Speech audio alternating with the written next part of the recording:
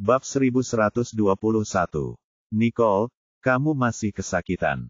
Kenapa kamu marah pada Jared? Apa yang terjadi pada kalian berdua? Martin menatap Nicole, bingung dan penasaran. Tidak terjadi apa-apa. Bolehkah aku pulang sekarang? Tanya Nicole pada Martin. Ya tentu saja, tapi kau tidak bisa pulang sendiri. Martin membantunya berdiri dan berjalan keluar. Aku akan mengantarmu. Terima kasih. Nicole menatapnya dan mengangguk. Sebenarnya tidak perlu formalitas. Martin menggelengkan kepalanya. Saya benar-benar tidak mengerti kalian berdua. Kemudian, dia membantu Nicole masuk ke mobilnya dan mengantarnya pulang. Berikan aku alamat rumahmu, tanya Martin kepada Nicole saat dia masuk ke dalam mobil. Kau pernah ke rumahku sebelumnya, bukan? Tanyanya dengan sedikit keraguan melintas di matanya. Dengan kondisimu saat ini, apakah menurutmu aku harus mengirimmu kembali ke rumah Nyonya Walesser? Apakah kau yakin dia tidak akan marah saat melihatmu seperti ini? Martin menatap Nicole, tidak tahu lagi harus berkata apa kepadanya. Nicole mendesah. Dia benar-benar mendapat pukulan di kepalanya, kalau tidak dia tidak akan meminta lelaki itu untuk mengirimnya ke kediaman neneknya. Tetapi setelah berpikir sejenak, dia menyadari bahwa dia tidak punya tempat lain untuk pulang, selain rumah Jared. Tetapi sekali lagi, dia tidak ingin berada di hadapan Jared dalam keadaannya saat ini, jadi dia berkata, kirim aku ke hotel. Hotel, apa kau tidak punya tempat lain untuk dituju? Martin mengerutkan kening dan bertanya pada Nicole. Tidak, baiklah. Martin mengantarnya ke hotel dengan kecewa. Apakah kamu benar-benar ingin tinggal di sini? Martin mengamati lobi begitu mereka tiba. Terima kasih sekali lagi karena telah mengirim saya. Nicole membuka pintu mobil dan hendak turun ketika dia berbalik dan melotot ke arah Martin, karena teringat sesuatu.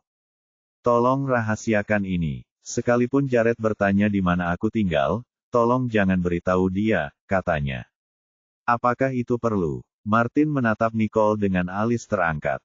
Ya, memang begitu. Jadi, tolong bantu saya. Nicole mengepalkan tangannya dan memohon padanya. Kemudian, dia membanting pintu hingga tertutup dan berjalan masuk ke hotel. Saat Martin memperhatikannya menghilang ke lobi, dia tak dapat menahan diri untuk menggelengkan kepalanya, sebelum bergumam, wanita benar-benar membuatku bingung.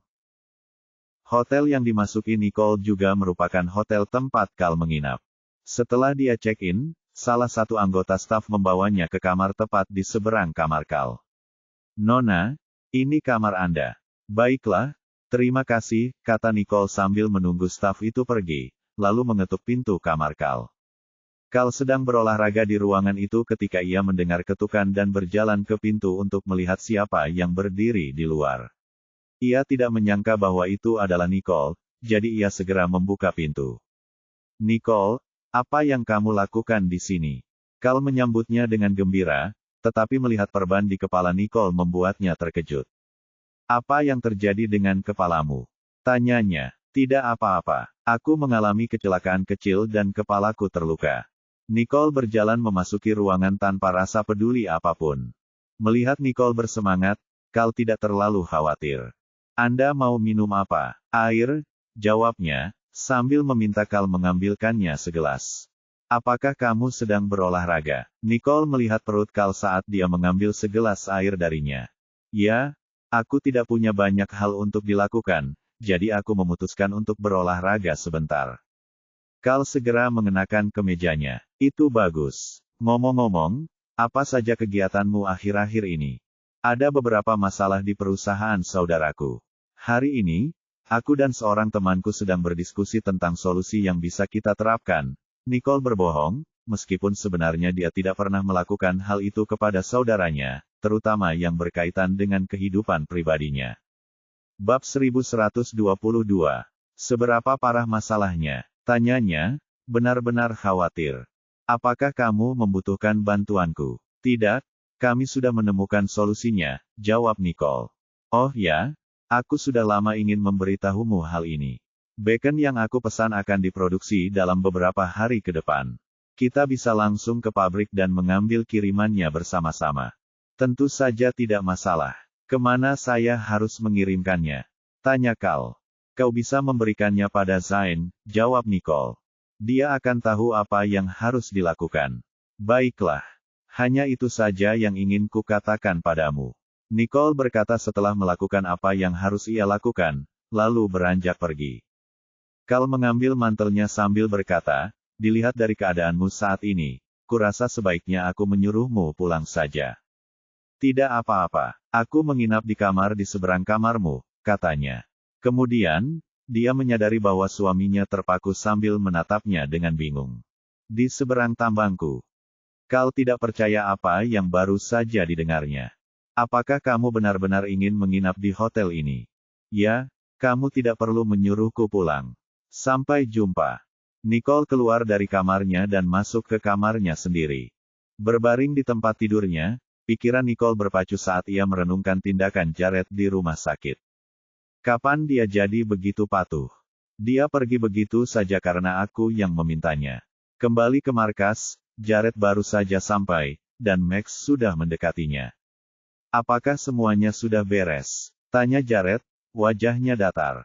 Ya, jawab Max. Tuan, setelah melakukan penyelidikan selama beberapa hari terakhir, saya telah menemukan pria dengan tato pentagram di tangannya. Mendengar berita ini, jantung Jared berdebar kencang. Di mana dia? Dia saat ini ada di kota. Jangan membuatnya khawatir. Bersikaplah bijaksana dan perhatikan orang-orang yang ditemuinya, kata Jared, sebelum kembali terhanyut dalam pikirannya. Pria ini pasti seorang agen. Aku yakin melalui dia, aku akan dapat melacak pria yang bertanggung jawab, orang yang mempunyai sepatu Leonardo. Dimengerti, kata Max. Apakah kau mendapat kabar tentang Conrad? Tanya Jared. Sejauh ini tidak ada, jawab Max. Orang-orang kami masih mencarinya. Baiklah, pastikan kau mengawasi pria bertato ini. Kita mungkin bisa menemukan beberapa petunjuk lagi melalui dia, kata Jared tanpa tersenyum. Dimengerti, aku akan segera menyampaikan perintahmu. Max selesai berbicara dan keluar. Jared duduk di kantor dan berpikir dengan tenang. Setelah sekian lama, akhirnya aku berhasil mendapatkan petunjuk dari semua penyelidikan. Orang yang menyakiti kakek, aku akan memastikan dia membayar atas perbuatannya begitu aku berhasil menangkapnya. Tuan, aku sudah mengaturnya, pria bertato itu melaporkan sambil berdiri di hadapan Henry. Kau tidak diikuti saat datang ke sini, kan? Henry menatapnya. Tidak, kerja bagus, kata Henry. Kau boleh mengambil cuti beberapa hari. Setelah selesai, aku ingin kau kembali ke tempat persembunyian itu agar kau bisa mengawasi Conrad. Aku khawatir kalau kau tidak ada di dekatku, anak buah Jared mungkin akan menemukan dan membawanya pergi. Pada titik ini, Conrad dan keluarganya adalah kekhawatiran terbesar Henry. Kalau Jared berhasil menemukan mereka, Henry akan berada dalam masalah besar. Tuan, mengapa tidak menyingkirkan Conrad saja? Begitu dia pergi, semuanya akan beres. Pria bertato itu menatap Henry dengan tatapan tajam. Apa yang sebenarnya kau tahu? Tanya Henry. Kita mungkin telah menculik mereka, tetapi kita tidak bisa begitu saja memulai dengan pembunuhan terhadap mereka. Itu dua hal yang berbeda. Motif awal Henry adalah menjadi ketua. Ia tidak ingin membunuh siapapun, atau semua yang telah dilakukannya sampai saat ini akan sia-sia. Bab 1123. Benar, kata Henry. Baiklah, lelaki tua itu tampaknya sudah pulih dengan baik. Jadi apakah kau punya ide cemerlang lain untuk membiarkannya dalam kondisi vegetatif? Kalau tidak, aku khawatir kita berdua akan mendapat masalah. Henry Johnston merasa tidak tenang sejak mengetahui bahwa ayahnya, Maximilian Johnston, telah pulih dengan cepat. Ini hanya berarti bahwa dia akan dipaksa mengosongkan jabatannya sebagai ketua Johnston Group. Pada saat ini, satu-satunya pilihan yang dimilikinya adalah menangani lelaki tua itu sesegera mungkin. Mereka telah meningkatkan keamanan di rumah sakit, kata pria itu. Tidak mungkin untuk bertindak melawan orang tua itu. Tetap saja, kita harus membuat yang tidak mungkin menjadi mungkin secepatnya. Ini satu-satunya kesempatan kita untuk bertindak. Aku akan mengalami mimpi buruk jika kita tidak bertindak lebih cepat. Henry melirik pria bertato itu. Ya, Tuan, jawab pria bertato itu. Setelah keduanya selesai mengobrol, Henry mengenakan topinya dan meninggalkan kamar pribadi di hotel. Setelah menunggu beberapa menit, pria bertato itu dengan hati-hati memeriksa sekelilingnya dan melangkah keluar. Dengan kepala tertunduk, dia terus berjalan dan pergi setelah dia yakin tidak ada orang yang membuntutinya. Betapapun berhati-hatinya dia tidak tahu bahwa dia telah difoto oleh petugas keamanan yang menjaga Jared Johnston di kejauhan. Jared sedang bekerja ketika teleponnya berbunyi. Saat mengangkatnya untuk memeriksa pesan-pesannya, dia melihat foto seorang pria bertato dan orang tak dikenal. Max, suruh seseorang membuntuti kedua orang ini dan lihat kemana mereka pergi, perintah Jared. Ya, Tuan, jawab Max. Setelah malam tiba, Jared kembali ke villa. Karena sudah lama tidak bertemu Nicole, dia mengeluarkan ponselnya dan mulai menelepon. Tia, apakah Nicole sudah kembali ke mansion? Nona Riddle, jawab Tia. Tidak, dia tidak memberitahuku bahwa dia akan kembali hari ini. Kenapa? Ada apa? Apakah Nona Riddle datang ke tempatmu? Kata Tia bingung mendengar pertanyaan yang datang dari Jared. Siang hari, dia bilang ingin mengunjungi Nyonya Wallace, Sir, jadi kupikir dia sudah pulang setelah itu. Yah, dia belum pulang, tapi mungkin dia sudah dalam perjalanan. Tidak apa-apa, aku akan menghubunginya. Jared menutup telepon, bingung. Jika dia tidak ada di rumah neneknya, bisakah dia kembali ke rumah keluarga Riddle? Pikir Jared. Dia sedang gelisah saat berbaring di sofa. Dia tidak bisa langsung menghubungi keluarga Riddle. Dia juga tidak ingin menghubungi Nicole. Martin, apakah kamu tahu kemana Nicole pergi setelah kamu merawat lukanya? Tanyanya melalui telepon. Martin ragu-ragu untuk waktu yang lama. Nicole telah memerintahkannya untuk tidak memberitahu Jared, tetapi pada saat ini, dia berada dalam dilema, karena dia juga mengkhawatirkan Nicole. Setelah mendengarkan keraguan Martin lewat telepon, Jared berkata, Nicole sudah bilang padamu untuk tidak memberitahuku, bukan? Ya, jangan khawatir, kata Jared. Mari kita lakukan seperti ini. Saya akan mengajukan pertanyaan dan Anda menjawab ya atau tidak. Oke, Martin sama sekali tidak menyukai perasaan berada dalam baku tembak antara mereka berdua, sebab ia merasa seolah-olah ia mengkhianati kepercayaan mereka berdua. Apakah Nicole sudah kembali ke kediaman Riddle? Jared bertanya pada Martin. Tidak, kalau dia tidak kembali ke kediaman Riddle dan dia juga tidak kembali ke kediaman neneknya, lalu di manakah dia? Pikirnya. Apakah dia punya tempat lain untuk dikunjungi? Tuan Johnston, Nicole seharusnya aman sekarang. Anda tidak perlu khawatir. Karena dia tidak ingin Anda tahu di mana dia berada, saya rasa kita harus menghormati keputusannya. Biarkan dia tenang selama beberapa hari, dan mungkin dia akan mengambil inisiatif untuk menghubungi Anda saat itu, kata Martin, melihat situasi dari sudut pandang seorang pengamat dan secara objektif mengingatkan Jared. Ya, oke, Jared menyetujuinya, berharap Nicole memang aman dan sehat. Jared tidak menerima panggilan apapun dari Nicole selama beberapa hari. Dia mulai cemas. Di mana dia bersembunyi? Apakah dia pergi ke tempat Harvey Ellison? Jared tak henti-hentinya memikirkan semua kemungkinan, jadi dia berdiri, mengenakan mantelnya, dan berjalan keluar. Nicole, barang yang kamu pesan sudah ada di sini. Silakan lihat. Martin menunjuk ke The Beacons yang tertata rapi di belakangnya. Bab 1124. Nicole berjalan mendekat dan memeriksa kiriman itu. Bagus, katanya. Terima kasih atas kerja kerasmu. Tidak apa-apa. Kapan kamu bisa mengambilnya? Tanya Martin sambil menatap Nicole. Kita bisa mendapatkannya hari ini. Nicole melirik Kal. Baiklah. Saya akan mengatur agar para pekerja segera memuatnya ke truk, kata Martin, dan menghampiri Charles untuk memberi instruksi. Ayo kita ke atas untuk mengobrol sebentar sambil menunggu. Martin mengulurkan telapak tangannya sebagai isyarat mengundang. Tepat pada saat itu, sebuah mobil mewah berhenti di pabrik, dengan semua orang memandanginya. Sosok tinggi keluar dari mobil, menampakkan Jared, yang mulai melirik semua orang saat dia mendekati mereka. Ketika melihat bahwa itu adalah Jared, Nicole melirik Martin, yang dengan cepat menjelaskan, aku tidak memberitahunya. Aku tidak menyangka kau akan ada di sini, kata Jared kepada Nicole dengan ekspresi terkejut di wajahnya. Ya, aku juga tidak menyangka kau akan ada di sini. Nicole menatap Jared dengan tatapan kosong. Tuan Johnston, apakah Anda di sini untuk memeriksa pekerjaan kami? Begitu dia berhasil membuat Nicole percaya bahwa dia tidak ada di sini untuknya, dia harus menghilangkan kecurigaan di depan Nicole. Jared melirik Martin, memahami apa yang dimaksudnya. Lalu, dia menatap Nicole dengan kedutan kecil di sudut mulutnya. Ya, saya di sini untuk memeriksa pekerjaan. Apa yang kalian lakukan di sini? Kami datang ke sini untuk mengambil barang-barang kami. Jika Tuan Johnston tidak punya pertanyaan lain, kami akan segera berangkat. Nicole menanggapi sambil mengedipkan mata pada Cal. Saat keduanya berjalan mendekati para pekerja yang bertugas memuat kargo, Jared memperhatikan bahwa Nicole masih marah. Wajahnya menjadi muram begitu dia melihat ini. Martin, apa ini? Jared memandang Martin dan bertanya. Oh, Nicole memesan sejumlah barang dari kami, dan sekarang produksinya sudah selesai, kami akan mengirimkannya, jelas Martin.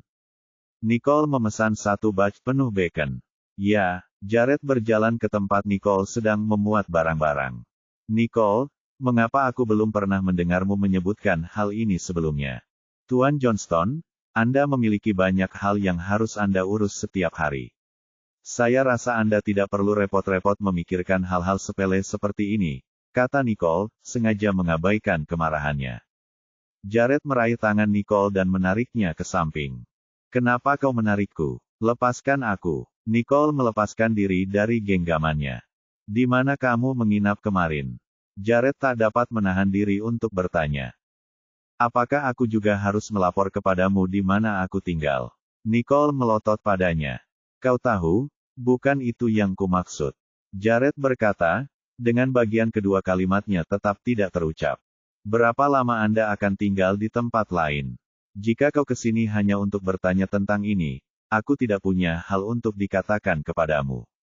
Masih banyak pekerjaan yang harus dilakukan, kata Nicole, lalu pergi dan berjalan ke arah Cal. Berapa lama waktu yang dibutuhkan untuk memuat truk itu? Nicole bertanya pada Cal. Beberapa jam. Cal melirik Jared. Apakah ada yang ingin kamu lakukan? Tidak, saya hanya mencatat waktu. Jangan khawatir, kita seharusnya bisa mengirimkan semuanya sebelum tengah hari. Baiklah, naiklah ke atas dan tunggu. Aku akan mengawasi mereka di sini. Cal memandang Nicole, tidak ingin dia tinggal di sana dengan canggung karena ada Jared di dekatnya. Baiklah, terima kasih atas semua kerja kerasnya. Nicole bercanda dan berjalan ke atas. Jared berdiri di sana dan memperhatikan Nicole yang melangkah maju. Ia merasa jika ia mengikuti Nicole akan semakin marah padanya, jadi ia berbalik dan pergi. Martin, yang sedang memperhatikannya pergi, lalu naik ke atas dan melihat Nicole, yang sedang duduk di salah satu kursi di kantornya, sedang memainkan ponselnya. Martin terbatuk. Nicole, apa yang terjadi antara kamu dan Tuan Johnston? Lalu, dia menatapnya dengan ekspresi bingung di wajahnya. Bab 1125. Apakah Jared Johnston masih di bawah? Tanya Nicole sambil menatap Martin dengan tatapan ingin tahu. Dia sudah pergi saat aku datang. Kupikir dia akan mengikuti kita juga. Nicole bergumam. Apa katamu? Tanya Martin, karena tidak mengerti apa yang dikatakan Nicole. Sudah kubilang, urusan kita tidak bisa dijelaskan dengan 1 atau 2 kalimat. Jadi, lupakan saja. Nicole bahkan tidak memandangnya dan masih asyik memainkan ponselnya. Menyadari bahwa Nicole tidak ingin berbicara dengannya, Martin tidak mendesak lebih jauh. Lagi pula, ini adalah masalah antara mereka berdua, jadi, lebih baik bagi orang luar untuk tidak ikut campur. Nicole, kudengar Tuan Johnston mengundangmu untuk berpartisipasi dalam proyek terbarunya. Tentang apa proyek itu? Tanya Martin sambil memiringkan kepalanya. Kau juga mendengarnya. Nicole mengangkat kepalanya dari teleponnya dan melirik Martin. Ya, rumor yang berkembang adalah bahwa proyek ini tampaknya sangat besar, sehingga sejumlah perusahaan internasional telah mulai berinvestasi di dalamnya. Sepertinya kamu tahu banyak hal, dan kamu juga tahu bahwa ada hal-hal tertentu yang tidak bisa dibicarakan secara santai, tapi karena kamu teman baikku, aku bisa menceritakan kepadamu hal-hal umum. Saya mengerti. Konon katanya ini adalah proyek yang sangat membantu kelancaran lalu lintas saat ini, kata Martin seraya menatapnya. Hanya itu yang bisa kuungkapkan. Baiklah, kurasa sekarang aku sudah bertanggung jawab secara sosial. Nicole tertawa. Sepertinya begitu. Lalu mereka berdua saling memandang dan tersenyum. Setelah semua barang telah dimuat ke dalam truk, Cal naik ke atas untuk mencari Nicole. Semua barang telah dimuat dan siap dikirim. Baiklah, ayo berangkat. Nicole menyimpan teleponnya dan berdiri. Martin, kita berangkat sekarang. Baiklah, semoga perjalananmu aman. Martin bangkit dan mengantar mereka pergi. Nicole dan Kyle kemudian berkendara ke pesawat kargo dengan truk bermuatan barang mereka. Cal, aku tidak akan kembali bersamamu. Ada beberapa hal lain yang harus aku urus di sini. Berhati-hatilah dalam perjalanan pulang, kata Martin kepada Cal. Baiklah, aku akan mengirimimu pesan setelah kita mendarat, lalu aku akan pergi. Cal mengucapkan selamat tinggal dan berjalan menuju pesawat. Katakan padaku apa yang kamu butuhkan. Baiklah, ayo kembali. Cal melambaikan tangan pada Nicole dan kemudian area itu menghilang sedikit demi sedikit dari pandangan Nicole. Tuan Johnston, kami membuntuti pria bertato itu dan menemukan tempat persembunyian Conrad Calhoun. Apa yang harus kami lakukan sekarang? Suara Klaus Jangkerman terdengar melalui telepon. Apa kau yakin bisa membawa pria bertato itu kembali? Tanya Jared. Pihak lain tampaknya dijaga ketat oleh sejumlah besar antek, dan kita mungkin tidak dapat melawan mereka semua, jawab Klaus, menganalisis situasi. Kalau begitu, jangan ambil risiko. Bawa saja Conrad Calhoun dan keluarganya. Kita akan mencari peluang untuk menangkap penjahat bertato itu di masa mendatang. Jared memberi instruksi lewat telepon. Ya, Tuan. Klaus Jangkerman telah memimpin orang-orang untuk mengepung dan menyerbu tempat persembunyian Conrad Calhoun. Ia menunggu pria bertato itu pergi sebelum memulai pengepungan. Setelah beberapa hari menunggu dengan sabar, pria bertato itu akhirnya masuk ke mobilnya dan pergi setelah mengobrol. Setelah pria bertato itu pergi, Klaus dan anak buahnya memuat Conrad Calhoun dan keluarganya ke dalam truk dan bersiap untuk memindahkannya ke lokasi lain.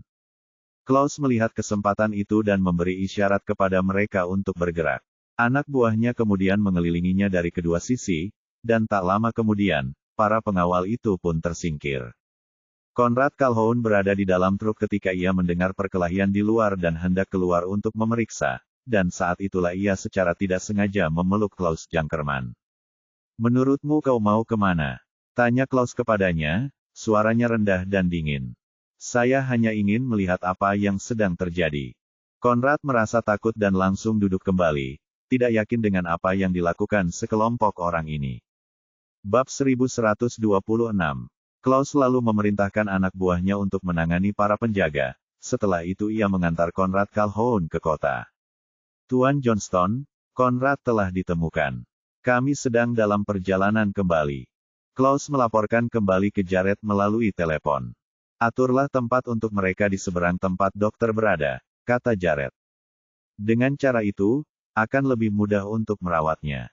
Ya, Tuan. Jared tidak ingin muncul secara langsung kali ini, karena Conrad akan mengenalinya. Jika dia yang melakukan interogasi sendiri, Conrad kemungkinan besar akan menolak. Pada titik ini, dia harus menyerahkannya kepada seseorang yang tidak dikenal Conrad. Klaus, aku butuh semua orang di D untuk menjaga semua rute menuju kota, perintah Jared, setelah menunggu beberapa hari untuk menangkap penjahat itu.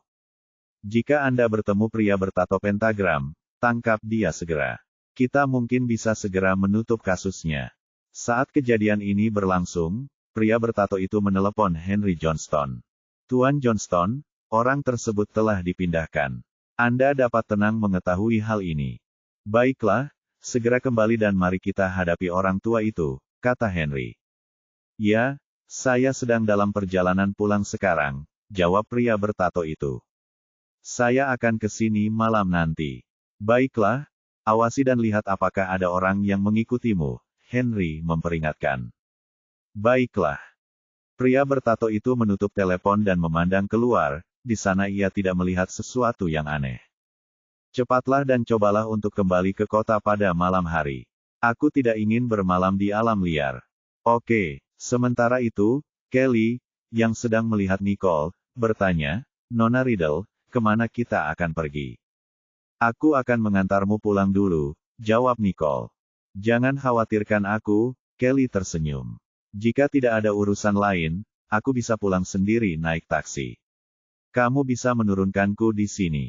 Bagaimana mungkin aku membiarkan Nicole mengantarku pulang? Pikir Kelly.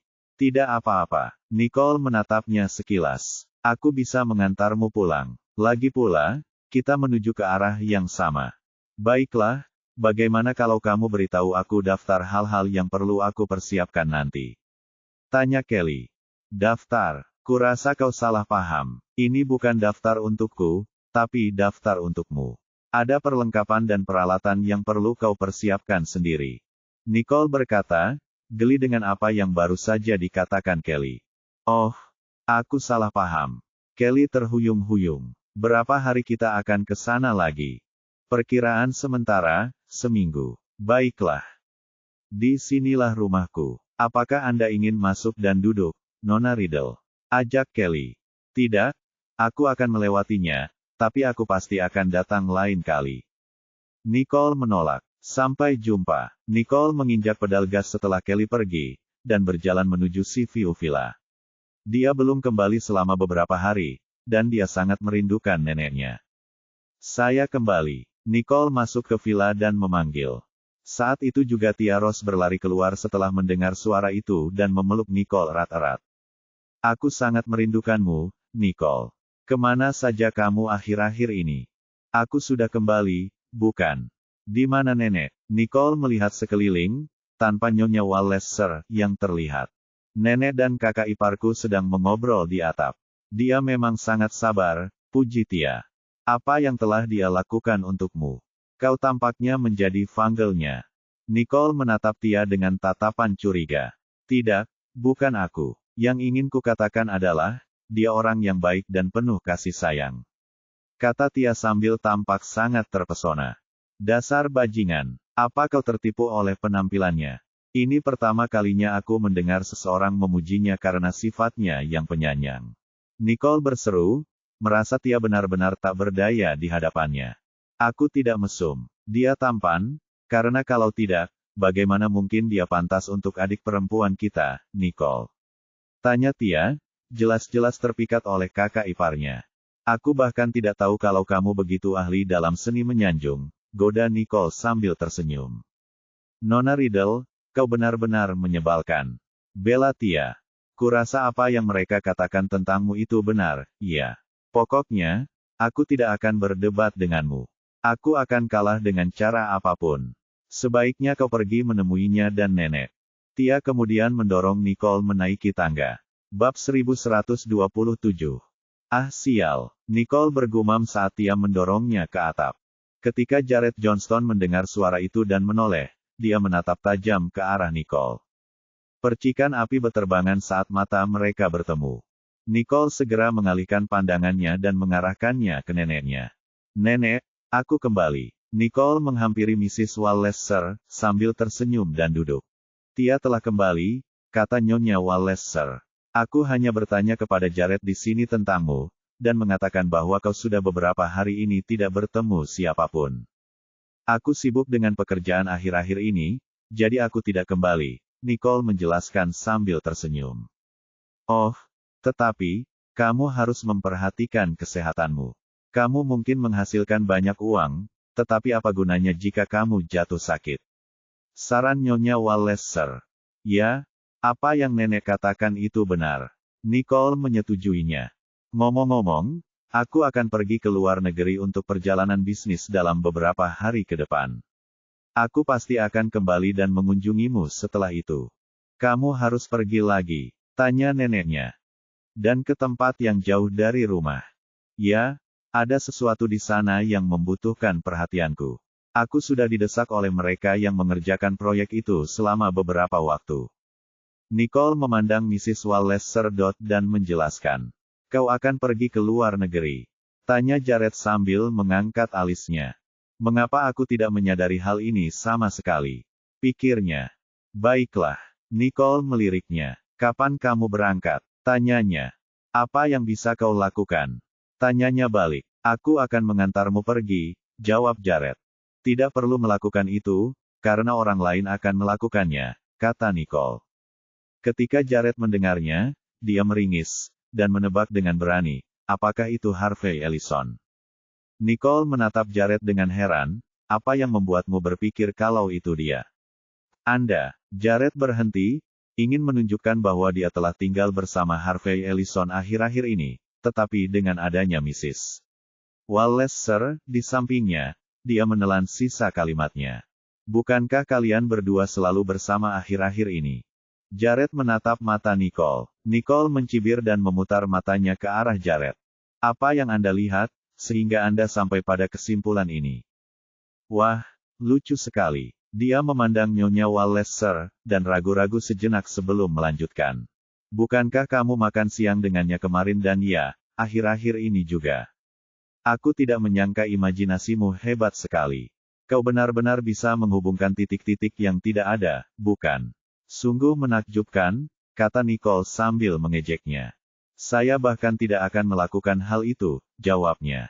Nenek, mau turun ke bawah dan makan buah? Tanya Nicole setelah mengalihkan pandangannya dari Jared. Tentu, Nyonya Wallace Sir berkata, setelah itu Nicole membantunya berdiri. Jared menatap punggung Nicole saat dia pergi. Bingung dan kesal, wajahnya berubah masam. Apa maksudnya? Pikirnya.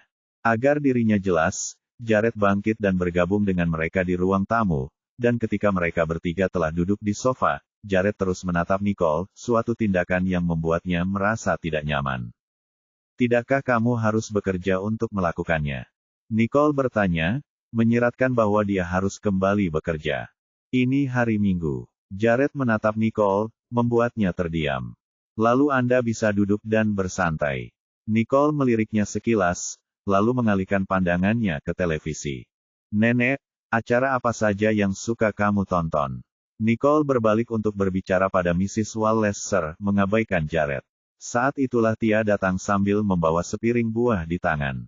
Hei Jared, makanlah buah-buahan. Baiklah, jawabnya. Bab 1128. Jadi, akhir-akhir ini kamu menginap di kediaman Riddle. Jared memandang Nicole, masih merasa tersinggung dengan pertanyaan dan jawabannya sebelumnya.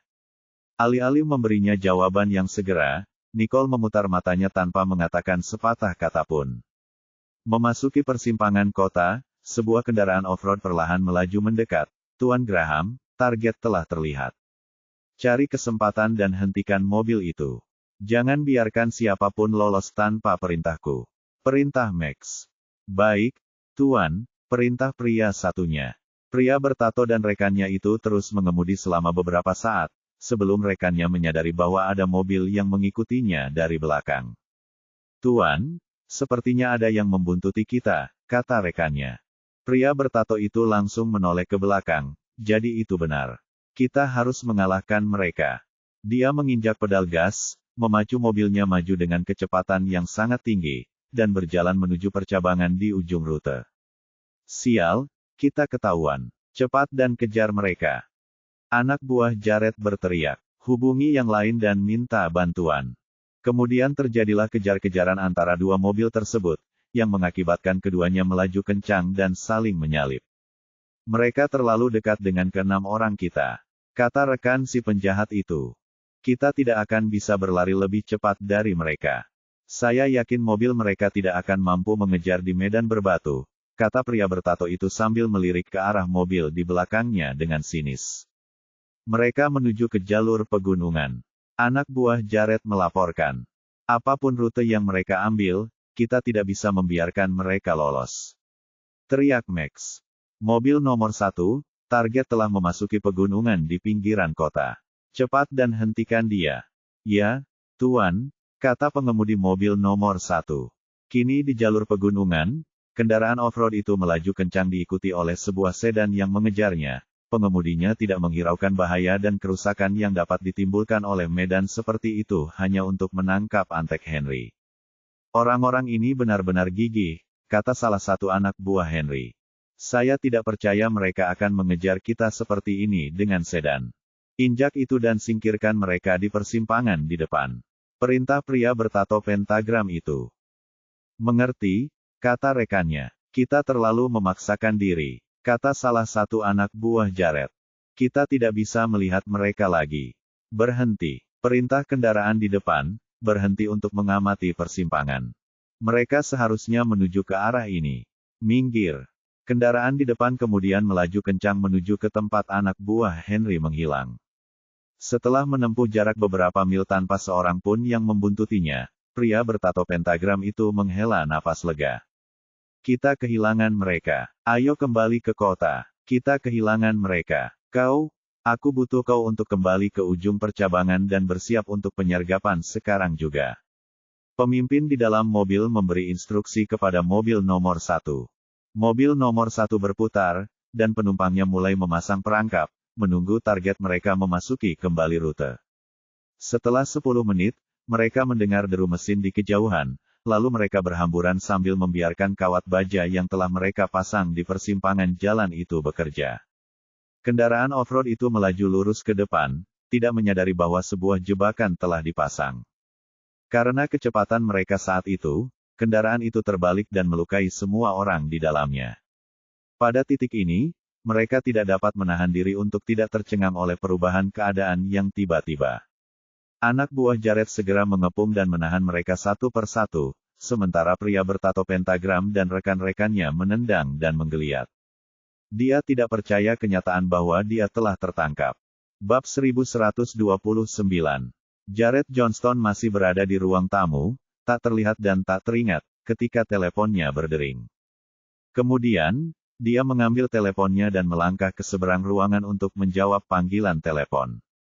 Tuan Johnston, kami telah menangkap mereka semua. Baiklah, aku akan segera ke sana. Setelah menutup telepon, Jared menghampiri Nicole dan berkata, ada yang harus kuurus, jadi aku pergi dulu. Nicole menoleh padanya, namun tetap diam saja. Melihat hal itu, Jared menoleh ke arah Mrs. Wallace lagi. Nenek, aku pergi dulu. Aku akan mengunjungimu lain kali. Miss Wallace mengangguk dan berkata, baiklah, hati-hati saat Anda mengemudi. Baiklah. Jared menatap Nicole sekali lagi sebelum pergi, dan saat melihatnya bergegas masuk ke mobil, Nicole terkejut. Mengapa dia pergi terburu-buru? Pikirnya, apakah sesuatu yang besar terjadi? Tunggu, apa yang sedang kulakukan? Mengapa aku harus mengkhawatirkannya? Nicole kemudian menggelengkan kepalanya dan melanjutkan menonton TV. Jared memasuki lorong hotel saat Klaus mendekatinya. Tuan Johnston, semua orang yang kami tangkap ada di ruangan ini. Apakah dia sudah mulai berbicara? Jared bertanya pada Klaus. Dia menjerit, tetapi dokter berkata petunjuknya mengarah pada pria bertato pentagram. Bawa dokter dan Conrad ke ruangan orang bertato pentagram itu. Aku ingin menginterogasi mereka bersama-sama, kata Jared, lalu melangkah masuk ke ruangan tempat antek Henry disandera. Ketika pintu didorong terbuka, Jared melihat pria bertato itu diikat di kursi dengan kepala ditutupi karung. Mendengar suara pintu berderit, dia berteriak, siapa kau? Beraninya kau menculikku? Jared menatapnya dan itu dia, tato pentagram di tangannya, sesuai dengan tinggi badannya yang digambarkan. Saat ini, Jared tidak dapat melihat wajahnya. Kemudian, dia duduk di kursi di samping pria itu, tetap diam. Setelah beberapa saat, Klaus membawa dokter palsu itu bersama Conrad ke dalam ruangan, di mana mereka berdua melihat antek Henry. Keduanya terkejut, bagaikan rusa yang terperangkap dalam lampu depan mobil. Ketika Conrad melihat wajah Jared, kakinya lemas dan dia pun terjatuh. Saat Jared melirik Klaus menoleh ke arah Conrad dan dokter palsu itu, lalu berkata, majulah dan lihatlah. Apakah ini orang yang kalian bicarakan? Dokter palsu itu melakukan apa yang diminta, dan memeriksa pria bertato itu. Ketika dia melihat tato pentagram di lengannya, matanya terbelalak, dan dia kembali menatap Klaus. Siapa kamu? Anak buah Henry berteriak, masih berjuang di kursi. Klaus melambaikan tangannya, memberi isyarat bahwa ia bisa kembali lagi nanti, Setelah itu ia memerintahkan Conrad untuk maju dan mengidentifikasi pria itu, dan ia pun melakukannya. Sambil gemetar, Conrad menatap Klaus dan mengangguk. Bawa mereka keluar. Klaus memberi instruksi kepada pengawal di sampingnya. Setelah dokter palsu dan Conrad mengidentifikasi pria itu, mereka dikawal keluar ruangan, meninggalkan Jared, Klaus, dan beberapa pengawal lain bersama para pelaku. Klaus melangkah maju dan melepaskan penutup mata dari antek bertato itu. Cahaya yang menyilaukan membuatnya sulit membuka matanya. Tuan Johnston. Pria bertato pentagram itu menatap Jared dengan ketakutan, gemetar karena keinginannya untuk melawan telah sirna. Kamu kenal saya? Jared menatapnya dengan tatapan kosong dan bertanya. Siapa yang tidak kenal Jared Johnston? Si antek bertato itu memuji dengan ekspresi ketakutan. Karena kau tahu siapa aku, mengapa kau tidak mulai dengan menceritakan kepadaku mengapa kau melakukan apa yang kau lakukan, dan juga siapa orang yang memerintahkanmu untuk melakukan ini? Teruskan saja, dan selamatkan dirimu dari penderitaan yang akan kau alami. Jared menatapnya dengan tenang, tetapi dengan cahaya dingin di matanya, sulit bagi antek itu untuk menatapnya terlalu lama. Aku tidak melakukan apapun. Apa yang kau inginkan dariku? Tanya pria bertato itu. Hentikan aktingmu. Kedua orang itu sudah memberitahu kita semua yang kau perintahkan. Apa gunanya menyembunyikan sesuatu sekarang? Klaus berteriak. Pria bertato pentagram itu mengerutkan kening. Apakah mereka menangkap Conrad dan dokter itu juga? Jadi, dua orang yang berjalan ke arahku. Apakah mereka orangnya? Pengkhianat. Aku tahu itu ide yang buruk, membiarkan kalian semua tetap hidup. Kalian seharusnya sudah diurus sejak awal.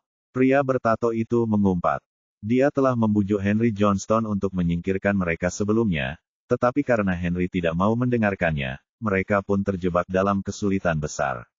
Semuanya sudah berakhir bagi mereka. Bab 1130. Kamu tidak perlu membuang-buang waktuku. Kamu dapat menggunakan apapun yang menurutmu tepat, dan aku tidak akan membocorkannya. Anak buah Henry melotot ke arah mereka. Kau tahu, Ten, Johnston bersikap sangat penyayang di sini. Klaus balas melotot. Jangan sia-siakan. Simpan rasa kasihan dan belas kasihanmu, dan lakukan saja yang terburuk. Teriak anak buah bertato itu, seperti orang yang tidak punya apa-apa lagi yang bisa hilang. Baiklah, kalau kau memang mau jadi orang tolol, kurasa aku harus memberimu obatnya sendiri. Klaus menatap pengawal di sampingnya sambil menyeringai. Keduanya berjalan mendekat dan menahan kepala antek itu. Klaus perlahan mencondongkan tubuhnya ke arahnya, dan wajahnya berubah menjadi menyeramkan. Sambil memegang dua buah pena di tangannya, ia melangkah maju, menusukkan ujung pena tersebut langsung ke lubang hidung lelaki itu, lalu menggoyangkannya maju mundur, yang membuatnya menjerit. Bicaralah atau aku akan melanjutkan, kata Klaus. Aku tidak akan mengatakan apapun. Teriak pria bertato itu.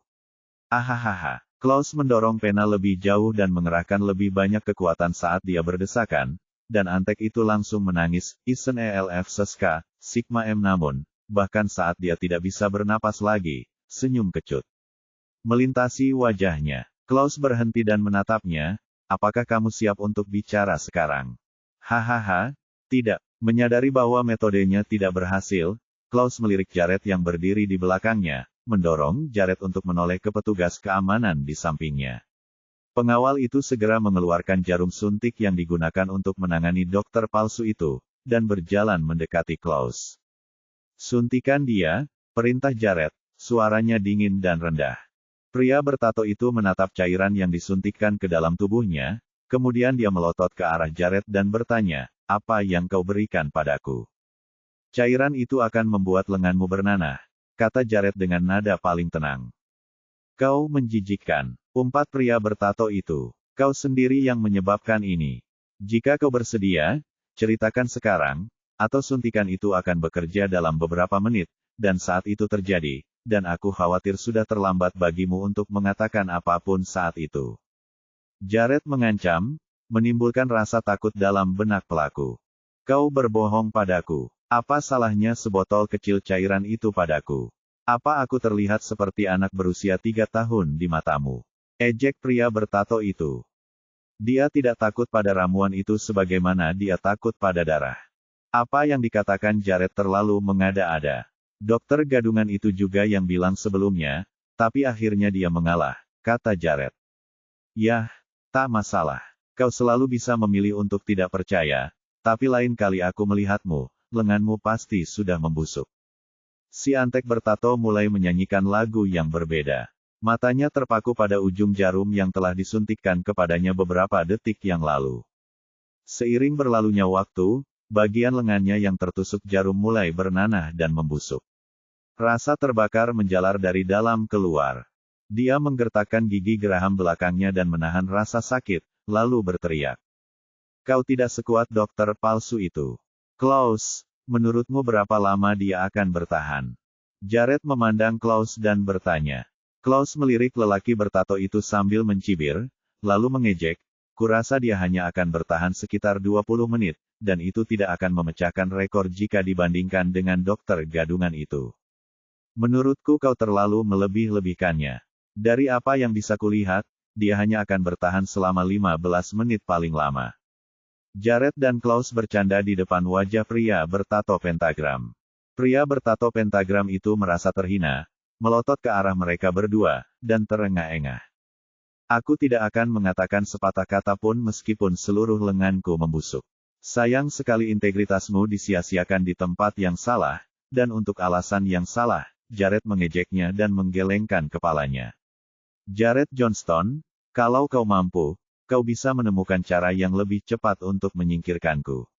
Lagi pula, orang macam apa kau yang berani menggunakan cara-cara tercela seperti itu? Lelaki bertato pentagram itu melotot ke arahnya dengan mata merah.